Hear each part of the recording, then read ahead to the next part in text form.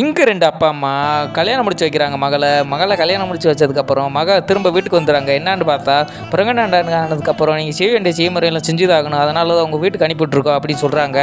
அப்படியே அவர் சிட்டிக்கு போய் சிட்டியில் ஒரு இடத்துல உட்காந்து யோசிச்சுக்கிருக்காரு. நம்மக்கிட்ட தான் காசு இல்லையே, நம்ம என்ன பண்ணுறதுன்னு யோசிச்சுக்கிட்டே இருக்கும்போது, அங்கே ஒரு லாட்ரி கடையை பார்த்துட்டு, இந்த லாட்ரி கொடுங்க ஒரு சீட்டு, இந்த லாட்ரி எத்தனை கோடின்னு கேட்குறாங்க.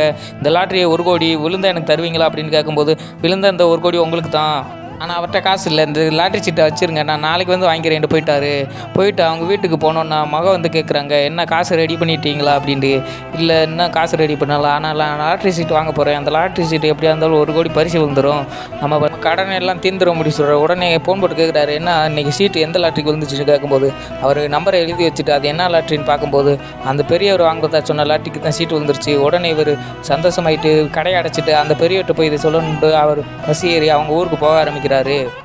இப்படி ஊருக்கிட்டே போய்கிட்டே இருக்கும்போது அவங்க வீட்டை பார்க்குறாரு. இவர் தான் அந்த பெரியவர்னு சொல்லி இந்த பஸ்ஸை நிறுத்திட்டு அவர் வீட்டுக்கு நடந்து போய்க்கிருக்காரு.